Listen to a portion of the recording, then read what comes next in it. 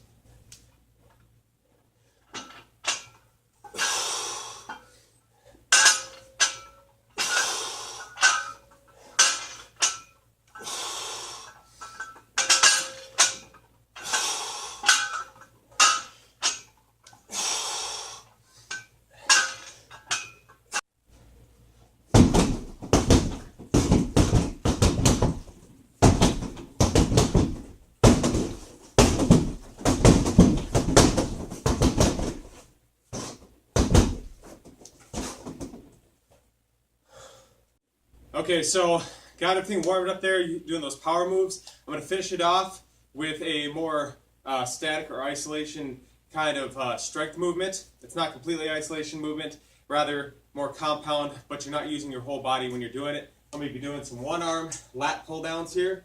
Holding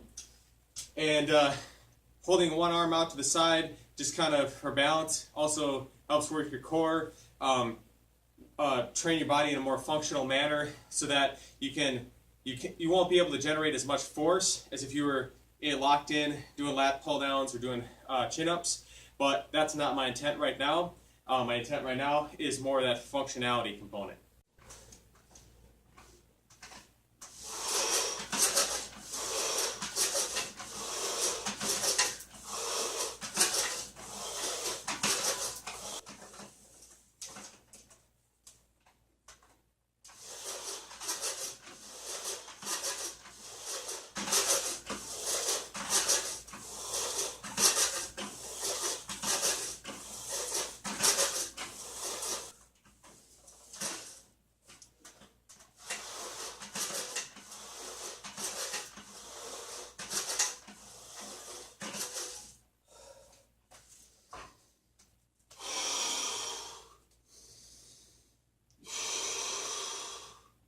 Okay, so I wasn't planning on doing anything for the shoulders in this video.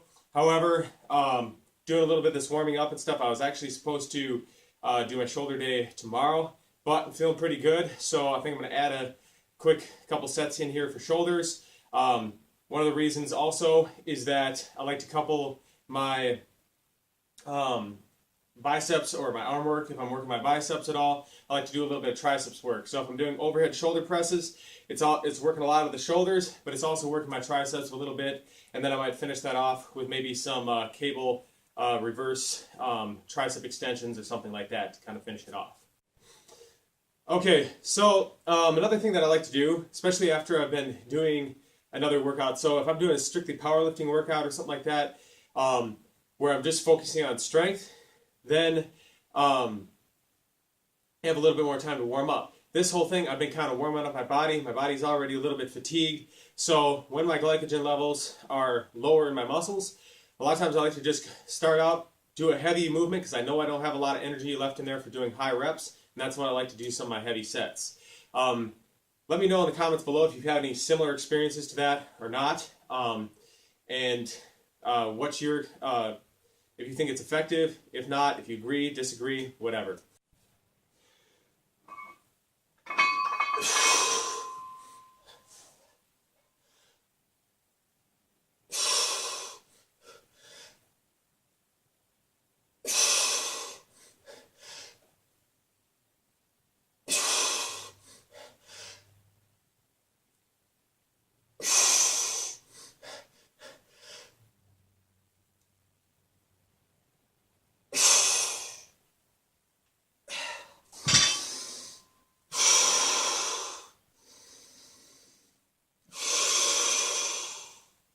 Okay, so another thing that I like to add in to the shoulder to complement shoulder presses is to do like a lateral raise, and particularly if you watch some of my other videos, I like doing one that's more of like a scaption type movement, so you're externally rotating thumbs up to kind of help avoid shoulder impingement later on, and when you're doing your shoulder exercise to hit your middle deltoids.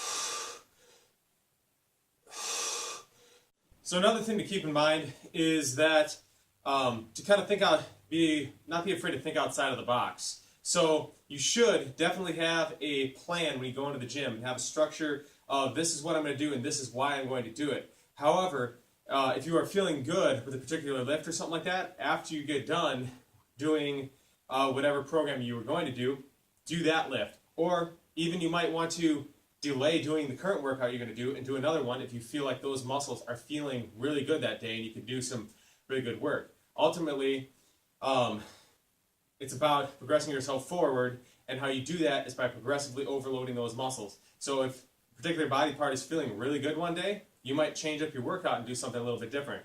So for sake of time, I've been doing full body workouts instead of body part splits like I used to do. Now, and then some days I'll add in some work for just one particular exercise. So this one, I was going to have it doing mainly just arms, cheek curls, doing some, combining it with the one arm pull downs. I ended up throwing shoulders in there. My legs are also feeling pretty good, so I'm going to throw a set of deadlifts in. Never hurts to throw a good compound movement into your workout. It can have that overlap with those anabolic hormones, growth hormones, testosterone from doing those compound movements, and also make you more athletic and functional.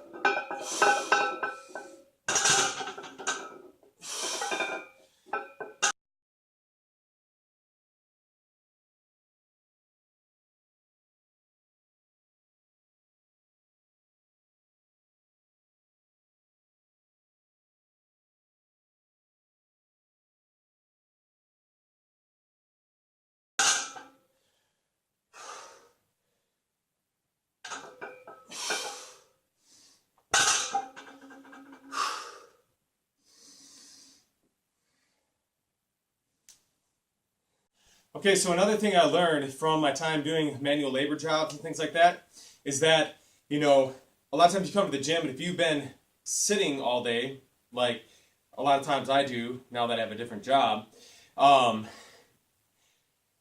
you don't have the fatty acids released into your bloodstream to give you that the energy and everything.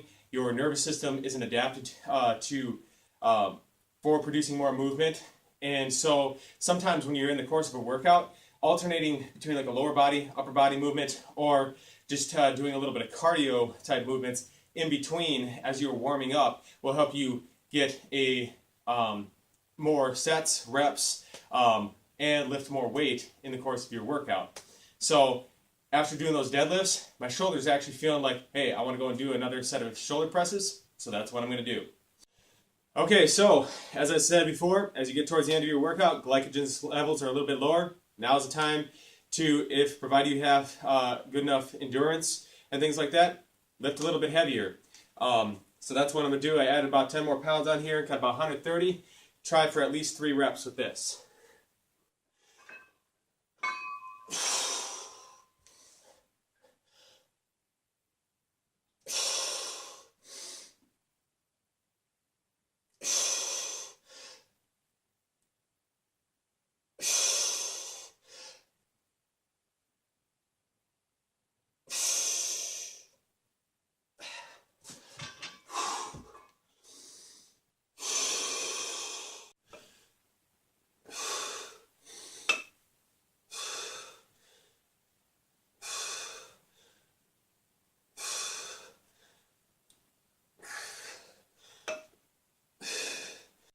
Alright guys, there you have it. A innovative, simple way to build more strength and size. Give it a try. Tell me what you think. If you found the video informative, useful, or just interesting, be sure to share it with your friends. And as always, be sure to like, comment, subscribe. One additional comment I might add at the end of this kind of workout that you might want to do, any movement that you have been doing during your workout, follow that with an intense stretch. So say for example, if you're doing lat pull downs or something, do like a weighted lat stretch hanging from a pull-up bar following that.